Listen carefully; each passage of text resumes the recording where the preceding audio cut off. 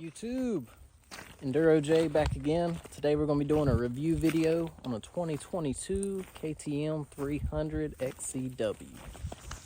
Alright guys, so for starters, I do want to say this bike is mainly stock. The only performance mods I have done, we put on an IRC gummy tire here, and this thing is awesome. Like, you see just how much flex I have. I mean, because these knobs they're really soft. Then I also added the Lucioli, which is I believe it's a 10 millimeter inner tube. It's really thick, and what that does, that gives me the capability to run high or low air pressure. So I always keep it low. That way you get more traction, especially me being a smaller guy. And like I said, these really soft knobs on the gummy, I mean, it just hooks up everywhere, even though this tire's getting wore down pretty good now. So yeah, that's the only real performance mod. Everything else is protection. And that's just to keep the bike from, you know, getting scratched up and things of that nature. So we got these plastic little swing arm guards, and you see I busted those up already, but it's just to keep it from getting scratched. They say this TPS sensor right here is pretty weak. So I did buy aftermarket sensor guard for that, because the other one was plastic. Got a pipe guard on here. Same thing, just to help protect the pipe from getting dented, but it's a 2-stroke. I mean, it's gonna happen. We also added in a Cerebes skid plate, carbon fiber skid plate. Tusk radiator guards. I don't know if we can see those too well, but like I said, all this stuff is just for protection. We got a Cerebes wraparound hand guards and a Cerebes front disc cover. So that's everything I've done to the bike, top to bottom. There's no other, like I said, mods. Well, I did leave out, I think I did change the I changed the brake tip over here, because that was the one thing that I didn't like about the bike. And like I said, I love this bike. I will only buy KTM 300s from here on out until they come out with something better. But yeah, power character on this thing, it is unreal, because a 2-stroke normally is known for only top end. This bike has low and mid-range torque like you would not believe. And when you do get into that power band, it will scream and it will rip your head off. It stands up in just about every gear if you clutch it and you're, you know, holding that throttle in. And it's fun though, but because it's really, as far as 2-strokes go, it's super easy to ride. It's very controllable. I would never put any beginner on a 2-stroke, but it's a lot easier to ride. You won't stall this thing out as much. The electric start too, it's one thing that people always, you know, cry about with these bikes is, oh, there's not a capability to add a Kickstarter. This electric start has never failed me. This thing barely burns any oil. It was actually scary after the first little while, because I thought something was maybe wrong with the bike. But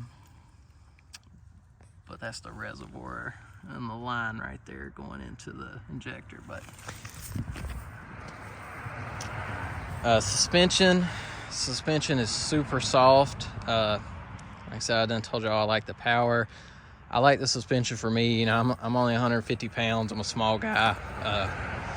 You know, on a good day I weigh 150 with my gear and everything, so the suspension's fine for me. I've played with the settings a little bit here and there depending on what we're doing that day.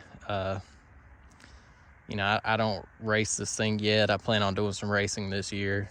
But I've came a long way learning on this bike, and it is a really, really fun platform, especially if you're into the hard enduro stuff. And that's why I did the rear tire and Lucioli setup, because that's what most people run. And back to suspension, you know, if you're a bigger guy, you're gonna have to get this thing valve for you, which is, you know, that's the same with any bike. I mean, most of the bigger guys, they have to go get it resprung or upgrade the rear spring, you know, just to a bigger heavy duty spring is all.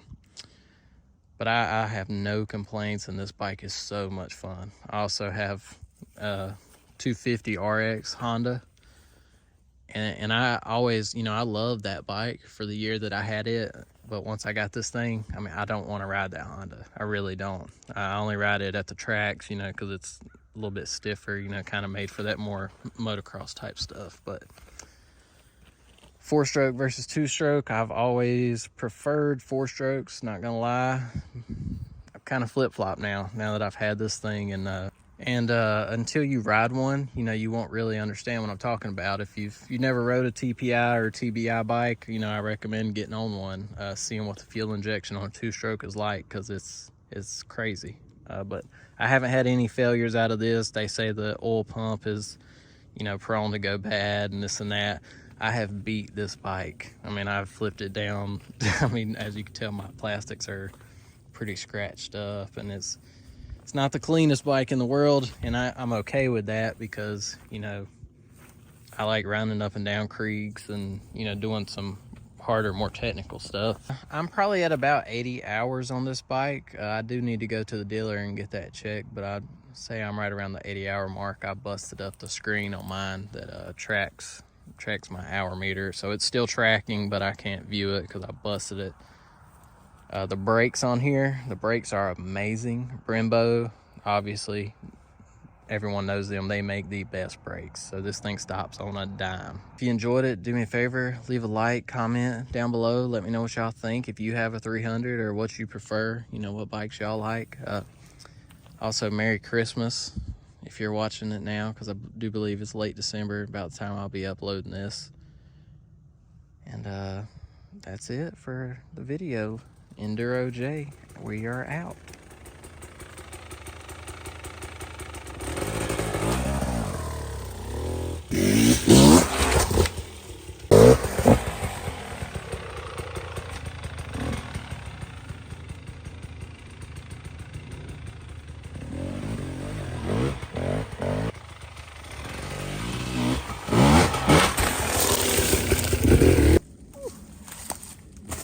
Enduro.